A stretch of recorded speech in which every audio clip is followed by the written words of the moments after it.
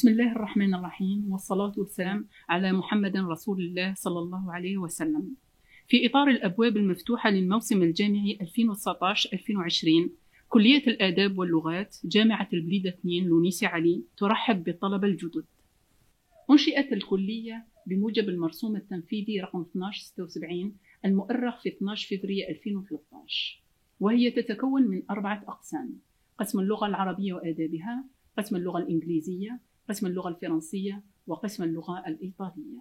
عدد المسجلين بكلية الآداب واللغات في الليسانس 4089، في طور الماستر 3016، طلبة الدكتوراه 209، مما يعطي المجموع 7314 مسجل. فيما يخص الشعب والتخصصات، في قسم اللغة العربية وآدابها يوجد 3 شعب و3 تخصصات. في الليسانس شعبة الدراسات اللغوية وتخصص لسانيات العامة، شعبة الدراسات النقدية النقد والمناهج، شعبة الدراسات الأدبية والأدب العربي. أما في الماستر فيوجد 4 تخصصات: نقد عربي حديث ومعاصر، أدب عربي حديث ومعاصر، لسانيات عربية وتعليمية. أما شعب قسم اللغة الفرنسية ففي طور الليسانس يوجد شعبة لغة الفرنسية. أما بالنسبة للماستر فيوجد 3 شعب: أدب عام ومقارن، علوم اللغة، تعليمية اللغة الأجنبية. بالنسبة لقسم اللغة الإنجليزية ففي طور الليسانس يوجد شعبة لغة إنجليزية. أما في الماستر فيوجد 3 شعب، وهي ترجمة، أدب وحضارة، تعليمية. أما بالنسبة لقسم اللغة الإيطالية في طور الليسانس يوجد اللغة الإيطالية، وفي الماستر يوجد تعليمية اللغة. من بين آفاق التشغيل قطاع التربية، قطاع التعليم العالي، المدارس الخاصة، بالإضافة إلى الهيئات الإدارية.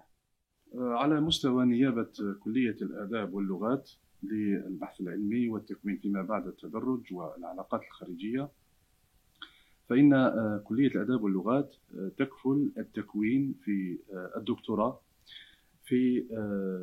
حاليا في الأقسام ال3: قسم اللغة العربية، وقسم اللغة الفرنسية، وقسم اللغة الإنجليزية، على أمل أن نفتح إن شاء الله التكوين في الدكتوراه في السنة الجارية إن شاء الله، السنة الجديدة، في قسم اللغة الإيطالية.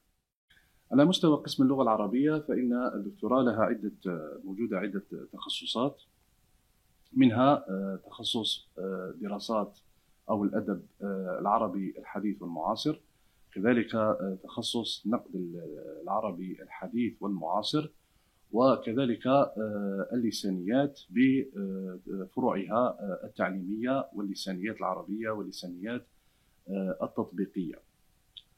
يقوم بتكوين الطلبة في الدكتوراه عدد من الأساتذة الباحثين من رتبة بروفيسور ومن رتبة محاضر ألف، كما يخضع الطلبة للتكوين في المستمر، عبارة عن ندوات ولقاءات وحلقات علمية وبحوث مستمرة مع الأساتذة. كذلك الأمر بالنسبة لقسم اللغة الفرنسية بتخصصاتها اللي هي علوم اللغة وتعليمية اللغة الفرنسية، وكذلك الأدب الفرنسي. وفي قسم الإنجليزية التخصصات ال3 اللي هي الأدب المقارن والأدب والحضارة وكذلك التعليمية. وإن شاء الله هناك مشروع لفتح دكتوراه كما قلنا سلفا في قسم اللغة الإيطالية، وهو قسم نرجو إن شاء الله أن تتسع آفاقه بهذا المشروع، وهو مشروع في تكوين الدكتوراه في تخصص أو في تخصصات 3، وهي التعليمية واللسانيات والأدب والحضارة. كذلك على مستوى نيابة العمادة البحث العلمي فإننا كذلك نؤطر مجموعة التظاهرات الدولية والوطنية، وهي عبارة عن مؤتمرات علمية تنظمها الأقسام ال4. قامت الأقسام ال4 بتنظيم تظاهرات دولية وملتقيات دولية، وهناك أيضا ملتقيات إن شاء الله نتمنى أن يكتب لها النجاح إن شاء الله وأن تتحقق في السنة المقبلة. هذا إضافة إلى الندوات والأيام الدراسية التي تنظمها الكلية بصفة مستمرة.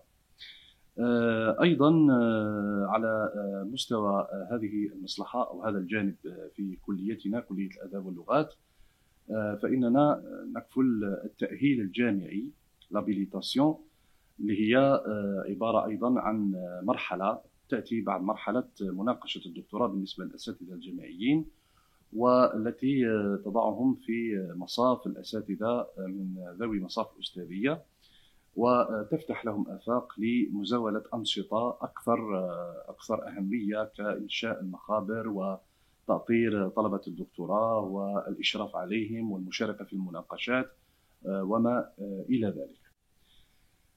كذلك في كليتنا على مستوى كليتنا فإننا نقوم أو ننظم مجموعة من العمليات المختلفة التي هي موجودة على مستوى الجامعات أكبر الجامعات الكبيرة في الوطن، كإنشاء أو إصدار المجلات العلمية، لأن هذا يعتبر من الأنشطة العلمية المهمة والتي تترجم نشاط الجامعة والكلية إلى أرض الواقع. لدينا مجلة الكلية اللي هي مجلة الآداب واللغات، ومجلات أخرى تصدر عن المخابر، مجلة المدونة وهي مجلة مصنفة، ومجلة الصوتيات وهي مجلة مصنفة، مجلة صادرة عن هناك مجلة أيضا صادرة عن قسم اللغة الإنجليزية، ومجلة صادرة عن قسم اللغة الفرنسية بعنوان ديداكستيل، ومجلة أيضا صادرة عن قسم اللغة أو مجلتان صادرتان عن قسم اللغة العربية، أولاهما مجلة دراسات لسانية والثانية مجلة اللغة العربية وآدابها. في كليتنا أيضا مخبرين، مخبر اللغة العربية وآدابها وهو مخبر ينشط في التخصص اللغوي خصوصا في البحوث المعجمية، البحوث الصوتية، البحوث المصطلحية، والمخبر الثاني وهو مخبر الدراسات الأدبية والنقدية، ويهتم بكل الأنشطة أو الأعمال والتي تقوم بها أو تجسدها فرق البحث في الواقع، والتي تتصل بميدان النقد والأدب وما إلى ذلك. Alors, le domaine des langues étrangères, et si au niveau de la faculté des lettres et des langues de l'université Blida 2, l'UNICLI, et il est composé de 3 filières qui sont en réalité des langues étrangères. La première est la filière d'anglais, la deuxième la filière de français, la troisième la filière italien. Les 3 filières ont les parcours de licence et de master, c'est-à-dire 3 ans de licence, 2 ans de master, et 2 filières, anglais et français, ont le parcours doctorat LMD. Donc ces filières sont toutes les 3 des filières de langue où nous retrouvons des spécialités telles que la didactique, c'est-à-dire l'enseignement, comment enseigner. Nous retrouvons aussi la littérature, l'adab al-hadara, et nous retrouvons dans 2 spécialités, anglais et français. Nous allons retrouver donc la didactique, la littérature. En anglais, il y aura la traduction anglais-arabe, et en français, les sciences du langage, l'lisaniyat ou la linguistique, que l'on peut retrouver dans les différents parcours. Par rapport aux accès à ces différentes spécialités, en fait, les accès se font sur moyenne, que ce soit au niveau de la langue par rapport au bac pour les nouveaux bacheliers. Donc, nous suivons les moyennes qui sont données par le ministère. Ensuite, pour le master, c'est un classement qui est élaboré sur la base du cursus de licence. Les différents débouchés que l'on peut retrouver au niveau du domaine des langues est multiple en fait. Beaucoup de nos étudiants ont fait des masters, que ce soit en littérature, en didactique ou en sciences du langage, en traduction aussi. Et certains se sont même dirigés vers le journalisme. Je parle par rapport à la filière français, où beaucoup d'étudiants qui ont eu des licences de français général ont pu basculer vers un master de journalisme au niveau de l'école de journalisme. D'autres se sont orientés vers les télécommunications. Certains ont réussi à travailler aussi dans les différentes ambassades, les différents ministères, etc. Donc en fait, il n'y a pas que l'enseignement qui est lié aux différentes filières de langues étrangères ici dans notre université. Et nous espérons bientôt voir le doctorat ouvert au niveau du département d'italien et pourquoi pas l'ouverture d'autres filières comme l'espagnol, l'allemand, peut-être aussi d'autres langues, pourquoi pas, dans les prochaines années, Inch'Allah. بسم الله الرحمن الرحيم والصلاة والسلام على أشرف المرسلين.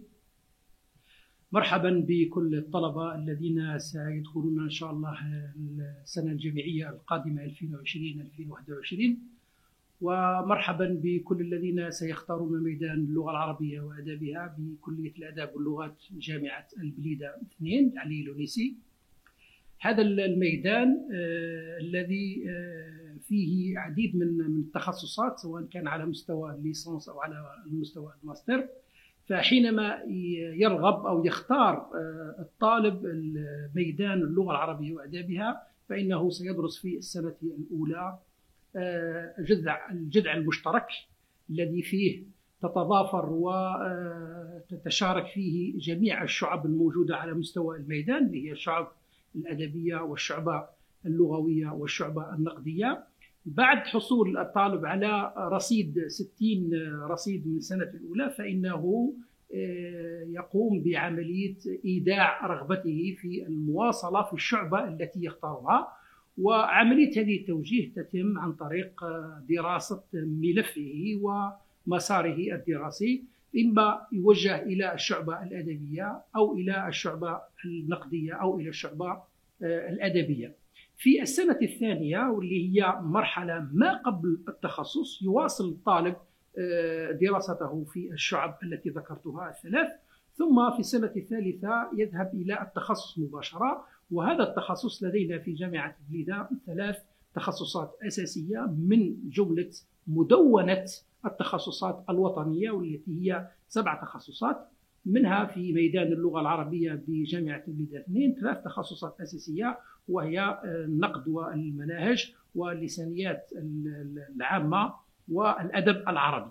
هذه التخصصات التي هي في الحقيقة جسر لمواصلة المسار في الماستر، حيث توجد مدونة التخصصات أو مدونة العناوين الموجودة على المستوى الوطني، والتي هي 13 عنوانا في الماستر، تحوز منها جامعة البليدة وميدان اللغة العربية وآدابها 4 تخصصات أساسية، منها تعليمية اللغات في الشعبة اللغوية، واللسانيات العربية في الشعبة اللغوية، ولدينا نقد حديث ومعاصر في الشعبة النقدية، وأدب عربي حديث ومعاصر في الشعبة الأدبية. طبعا الميدان اللغة العربية هو ميدان تشترك فيه تقريبا كل المواد الأساسية التي تجعل هذا الطالب مؤهلا لأن يذهب سواء كان يعني إلى التعليم الابتدائي أو التعليم المتوسط أو إلى التعليم الثانوي. مرة أخرى أجدد ترحابي وأملي لكل الطلبة أن يحوزوا على شهادة البكالوريا، ومرحبا بأولئك الذين يختارون ميدان اللغة العربية وآدابها بكلية الآداب واللغات بجامعة البليدة 2. والسلام عليكم ورحمة الله تعالى وبركاته.